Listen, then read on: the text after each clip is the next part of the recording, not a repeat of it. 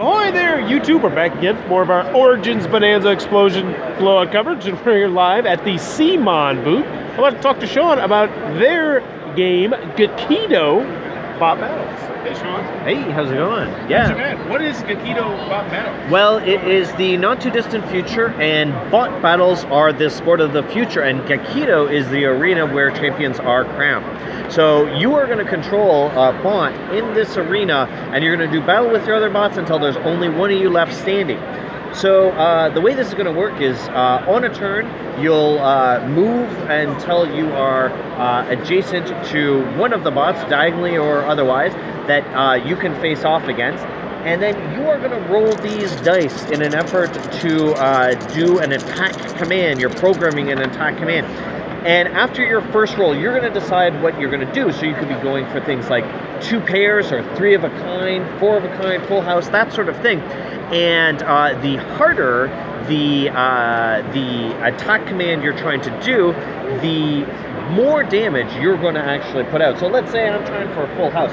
I got to lock into that right away. So if I am going for a full house, I will lock into that right away, and I'll put down all of these guys here like this. So I'm in good shape, and I get 2 more rolls. Now, no matter what happens, I can't change what I'm rolling. I can't change my attack command until the end. Now, I've successfully done that. I've rolled my full house, which means I'm going to deal out 4 damage to my opponent.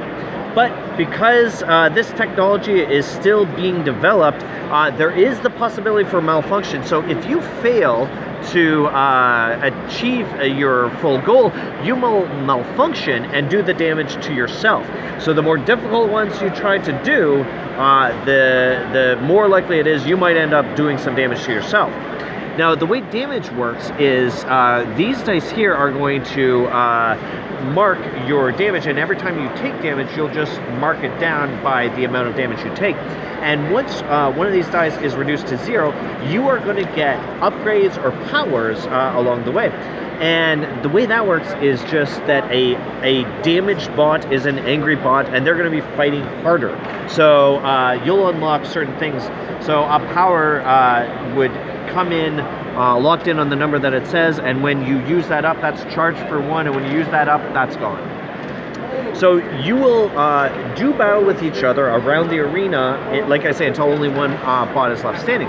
But the rule for the game is we've got these targeting tiles, and when I have already hit somebody, it goes to its loading side, and that means I can't target that guy again until it has been flipped over, until both of them have been flipped over to their loading side. And once that happens, we flip them both back over, and now I'm ready to attack different ones again.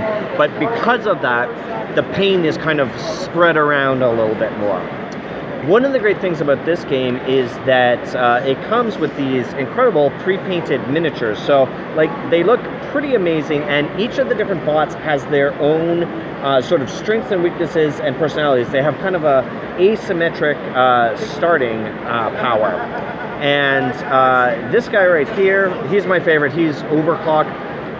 In my heart, I want to think that he was programmed to hug, but then somebody got a hold of him and turned him into a killing bot machine. I like that. But we also have these tech cards, which can be used at different times throughout the game. Certain combinations of attack commands will allow you to get these cards, and they can be used in an attack situation or a defense situation. Every time you roll the dice once, you can either use one of the tech cards or take advantage of one of your powers that you've unlocked throughout the course of the game. So, very simple. Oh, I should also tell you that the arena itself plays a role in the game. Where you are on the arena is very important. Certain spots will allow you an extra roll or extra actions. Some of the places mean that your defense is lowered. If you're in the center spot, you can take attacks from all angles, so you might have less defense, but certain places will add to your offense when you're in them. So just being in the arena is just taking advantage of the different spots of the arena is an important thing to the strategy of Gekido. Yeah. And one other thing that aren't the characters a little bit different? Don't they all have their own quirks? Yeah, they all have their own asymmetric starting skills. Some of them will be stronger, some of them will be easier to knock down a bit, and that way they'll unlock more powers quicker. So yeah, they're an asymmetric starting, and so what they're able to do will be different right out of the gate. And this is out right now? Yep, this one's available right now.